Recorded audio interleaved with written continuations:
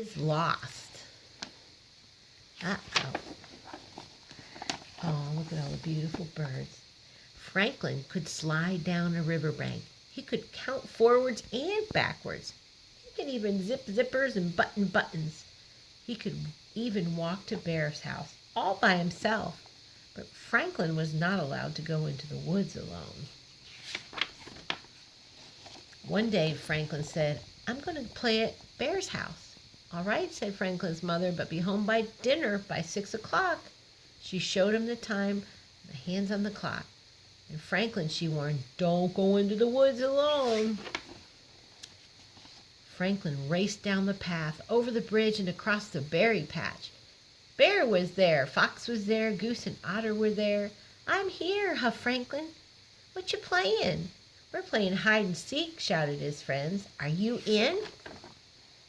Franklin started counting. Hide and seek was his favorite game. He wasn't very fast, but he was very clever. He knew Bear always hid in the berry patch. Franklin looked around and saw a shaggy paw swipe a bunch of berries. "I see you, Bear," he called.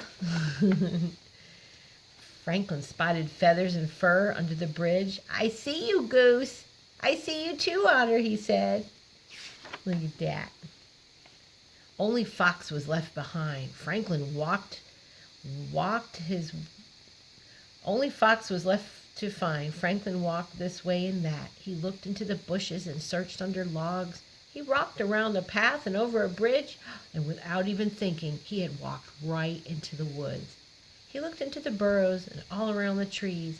Franklin searched everywhere, but he couldn't find Fox.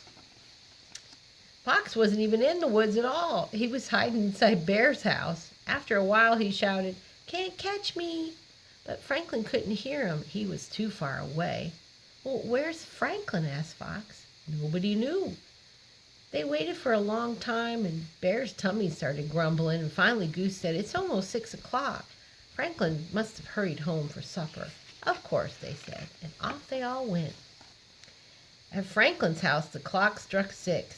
Franklin's parents were annoyed. Their supper was ready, but at 6:30 they were worried and went looking for Franklin.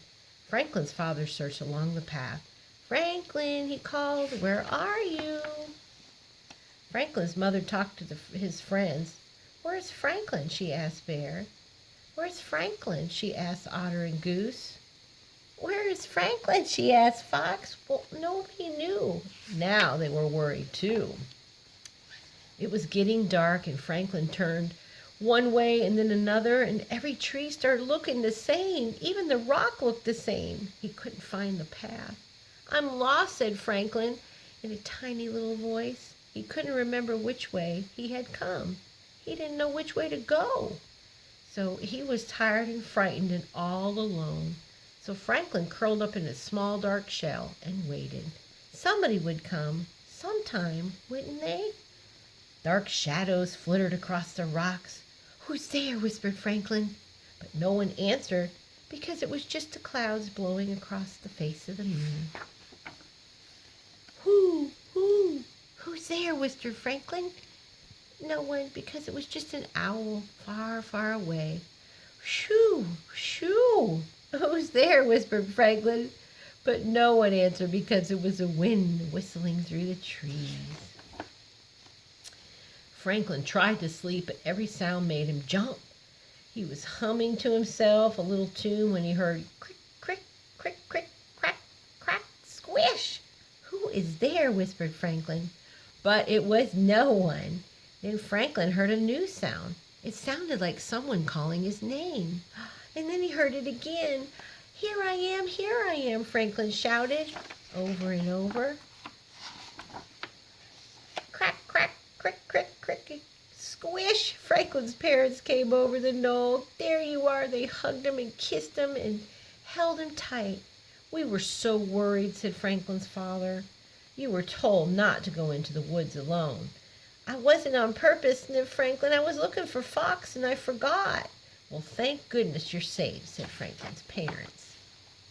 They found the path and walked all the way home. Their supper was still warm in the oven. After 2 helpings of everything, finally, Franklin had something important to say. I'm sorry. I promise I'll never go into the woods alone. Even if Fox hides there? Asked his mother. Even if Bear hides there? Asked his father. Even if everybody hides there, said Franklin. It was half past bedtime, and Franklin crawled into his warm, safe little shell. Good night, dear, said his parents. But no one answered because Franklin had fallen asleep. Thanks for reading with me. The end.